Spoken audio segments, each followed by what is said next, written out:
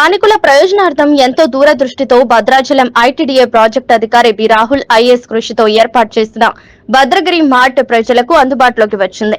శనివారం ఈ మార్ట్ ను తెలంగాణ రాష్ట్ర గవర్నర్ శివప్రతాప్ శుక్లా, రాష్ట్ర వ్యవసాయ సహకార మార్కెటింగ్ చేనేత శాఖ మంత్రులు తుమ్మల నాగేశ్వరరావుతో కలిసి లాంఛనంగా ప్రారంభించారు.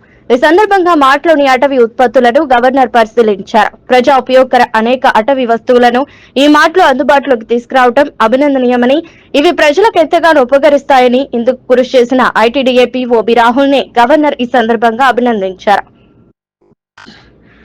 వ్యవసాయ శాఖ మంత్రి తుమ్మల నాగేశ్వరరావు మాట్లాడుతూ ఈ కార్యక్రమంలో భద్రాచలం శాసనసభ్యులు తెల్లం వెంకట్రావు, జిల్లా collector Ankit, Bhadrachalam ITDA PO B Rahul, sub collector Mrunal Shreshtha, శిక్షణ కలెక్టర్ సౌరభ్ శర్మ, సహాయ ప్రాజెక్టు అధికారి జనరల్ డేవిడ్ రాజ్ మరియు ఐటీడీఏ యూనిట్ అధికారులు, సిబ్బంది పాల్గొన్నారు.